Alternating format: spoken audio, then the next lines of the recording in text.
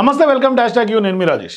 So ప్రస్తుతం తెలంగాణకు సంబంధించినటువంటి బీజేపీ ఎంపీలు, ఎమ్మెల్యేలు, ఎమ్మెల్సీలు మొత్తం తెలంగాణ బీజేపీ మొత్తం హస్తినలో మోడీని గత 2 రోజుల క్రితం భేటీ అవ్వటం, మరోవైపు బీజేపీలో ఉన్నటువంటి లీకులు, జంపింగ్ లింకులు మోదీ పసిగట్టాడనే చర్చ జరుగుతోంది.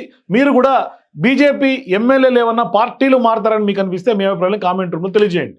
అయితే ఇక్కడ వాస్తవానికి ఏంటంటే తెలంగాణ బీజేపీ ఎంపీలు, ఎమ్మెల్యేలు హస్తిన బాట పట్టడం, వారికి ప్రధాని నరేంద్ర మోదీ కూడా అపాయింట్మెంట్ ఇచ్చారా లేక ట్రీట్మెంట్ చేయడానికి పార్టీ పెద్దలు వారందరినీ ఢిల్లీకి పిలిపించారా అనేది కూడా విస్తృతమైనటువంటి చర్చ. ఎందుకంటే రాజా సింగ్ సైతం ఢిల్లీ పయనమై అక్కడ లెక్కలేవో సరిచూసే పనులను అధిష్టానం ఉంది, సెటరైట్ చేసే పనిలో ఉంది.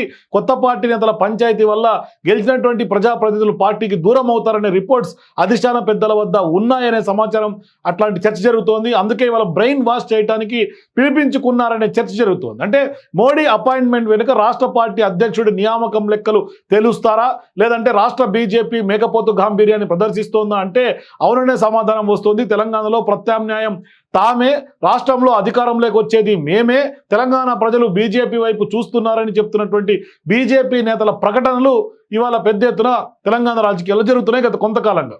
అయితే ఎన్నికలు ఎప్పుడు వచ్చినా అధికారం చేపట్టేది కూడా మేమే అంటూ బీజేపీ నేతలు చేస్తున్నటువంటి స్టేట్మెంట్లు కొంత గ్లోబల్ ప్రచారంలాగా ఉన్నాయని కూడా చర్చ పొలిటికల్ సర్కిల్స్లో ప్రధానంగా ఉంది.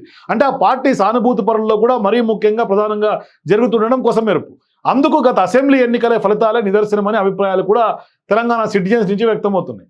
ఏదైతే మిషన్ 90 లక్ష్యంగా బీసీ ముఖ్యమంత్రి నినాదంతో అసెంబ్లీ ఎన్నికల బరిలో దిగినటువంటి తెలంగాణ బీజేపీ 8 స్థానాలకు పరిమితమైంది. ఇక దేశవ్యాప్తంగా పార్లమెంట్ ఎన్నికల్లో 400 లక్ష్యంతో మోదీ ఫిర్ ఏక్ బార్ అనే నినాదంతో హడావిడి చేసిన బీజేపీకి వచ్చింది కేవలం 240కే కొంత పరిమితం కావాల్సి వచ్చింది పార్లమెంట్ స్థానాలు. ఇక తెలంగాణలో డబుల్ డిజిట్ కోసం పార్లమెంట్ స్థానాలు సాధిస్తామని చెప్పుకున్నటువంటి కాషాయ పార్టీ నేతలు కేవలం 8 స్థానాలే దక్కించుకోగలిగారు. అలా అనుకున్నటువంటి లక్ష్యాలను అందుకోవడంలో పూర్తిగా బీజేపీ తెలంగాణలో ఫెయిల్ అయింది అనేది ఆ పార్టీ నేతలు నేటికి అదే స్లోగన్స్, అవే గ్లోబల్ ప్రచారం, అదే మేకపోతు గాంభీర్యం ప్రదర్శిస్తుండడమే ఇక్కడ తెలంగాణ రాజకీయాల్లో కొత్త చర్చగా మారుతోంది. సో ఇప్పుడు ఎన్నికల వైఫల్యాలు అటుంచితే గత ఎన్నికల్లో రాష్ట్ర బీజేపీలో కొత్త కుంపట్లు రగిలించాయి. ఎందుకంటే రాష్ట్రంలో కొత్త పాత నేతల పంచాయతీ పీక్ స్టేజ్కి చేరి కీలక నేతలు పార్టీకి దూరం అవడానికి కారణమయ్యాయనే టాక్ ఉంది.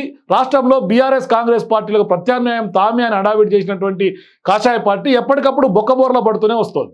ఇప్పటికే పాత కొత్త నేతల పంచాయతీ ముదిరి రాష్ట్ర బీజేపీలో సైలెంట్గా మారిపోతుంది, ముదిరిపోతుంది కూడా ఒక రకంగా సైలెంట్గానే. ఇక గత ఎన్నికల్లో ఊహించినటువంటి వారంతా కూడా విజయం సాధించారు, గెలుస్తారని ఎక్స్పెక్ట్ చేసినటువంటి వాళ్ళంతా కూడా ఓటమి పాలయ్యారు. అంటే ఓల్డ్ బళ్ళు ఓల్డ్ అయ్యాయి. సో ఇప్పుడు ఏలేటి మహేశ్వర్ రెడ్డి, రాజా సింగ్ మినహాయిస్తే అంతా కొత్త ముఖాలే ఎమ్మెల్యేలుగా ఉన్నారు. రాజా సింగ్ మినహాయిస్తే ఏలేటితో సహా మిగతా 7గురికి పార్టీకి సంబంధం లేని కొత్త వారే గెలుపొందారు. ఇక పార్లమెంట్ సభ్యుల పరిస్థితి కూడా అలాగే కనిపిస్తుంది. గెలిచినటువంటి 8 మంది ఎంపీల్లో 2 కేంద్ర మంత్రులుగా ఉన్న కిషన్ రెడ్డి, బండి సంజయ్ మినహాయిస్తే అందరూ పార్టీ కొత్తవారే. అలా గెలిచినటువంటి వారిని కూడా రాష్ట్ర నాయకత్వం నిలబెట్టుకుంటుందా లేదా అనే అంశంలో ఇవాళ చర్చల్లో నలుగుతోంది బీజేపీ. కొత్తగా పార్టీలోకి వచ్చినటువంటి వారితో రాష్ట్ర నాయకత్వం వ్యవహరిస్తున్నటువంటి తీరే ఆ అనుమానాలకు తావిస్తుంది. సో కొత్త నేతలు ఎవరైనా పార్టీలోకి వస్తే అంత తొందరగా జీర్ణించుకోలేరనే మనస్తత్వం పాత నేతల్లో బలంగా కనిపిస్తోంది. పాత నేతల వైఖరి కారణంగానే బీజేపీలో చేరినటువంటి కీలక నేతలంతా పార్టీకి దూరం అవుతున్నారు అనే అభిప్రాయం ఇవాళ అధిష్టానం వద్ద ఉంది. ఇక గెలిచినటువంటి ఎమ్మెల్యేలను, ఎంపీలను సరిగ్గా చూసుకుంటారంటే అది లేదు. వారిని డీల్ చేసే విషయంలో రాష్ట్ర నాయకత్వం అనుసరిస్తున్నటువంటి తీరు తీవ్రమైనటువంటి విమర్శల పాలవుతోంది. కనీసం ఇప్పటి వరకు ఫ్లోర్ లీడర్కు పార్టీ ఆఫీస్లో ఛాంబర్ కేటాయించలేదు. ఎమ్మెల్యేలు, ఎంపీలు, రాష్ట్ర నాయకత్వం మధ్య సమన్వయం పూర్తిగా కొరవడింది. కమలంలో కొత్త పాత నేతల పంచాయతీతో నేతలతో పాటుగా క్యాడర్ కూడా గందరగోళంగా నెలకొంటోంది. అయితే అసెంబ్లీలో ఫ్లోర్ లీడర్గా పార్టీలో కొత్తగా వచ్చినటువంటి ఏలేటిని ఎలా నిర్ణయిస్తారని పార్టీలో ఉన్నటువంటి పాత నేతలు ఇప్పటికీ సన్నాయి నొక్కులు నొక్కుతూనే ఉన్నారు. ఏలేటి కూడా అందరినీ సమన్వయం చేసుకోవడంలో విఫలం చెందుతున్నారని కూడా 8 మంది ఎమ్మెల్యేలు 8 దిక్కుల్లాగా వ్యవహరిస్తున్నారనే చర్చ బీజేపీలోనే వినిపిస్తోంది.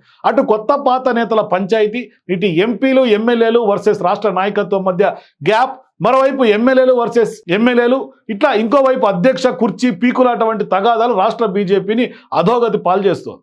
సో ఇట్లాంటి సందర్భాల్లో రాష్ట్రంలో ప్రస్తుతం ఉన్నటువంటి పరిస్థితుల్లో ఇతర పార్టీల కీలక నేతలు కాంగ్రెస్ వైపు చూస్తున్నారు. ఈ నేపథ్యంలో బీజేపీ నేతలు సైతం కీలక నేతలు పార్టీని వీడతారనే సంకేతాలు ఏమైనా ఉన్నాయా అనే సంకేతాలు అధిష్టానానికి రిపోర్ట్స్ అందినట్టుగా తెలుస్తోంది. అందుకోసమే ఇవాళ మోదీ రంగంలో దిగారు. బీజేపీ ఎమ్మెల్యేలు ఎంపీలకు బ్రెయిన్ వాష్ చేసి కాపాడుకునే పనిలో బీజేపీ సంబంధించినటువంటి నేతలను మోడీ అపాయింట్మెంట్ ఫిక్స్ చేసి అనేది కొంత తెలుస్తోంది. మొత్తం మీద అయితే మాత్రం కొంత డ్యామేజ్ రికవరీలో మోదీయే భుజానికి ఎత్తుకున్నటువంటి పరిస్థితి. For more videos please watch #.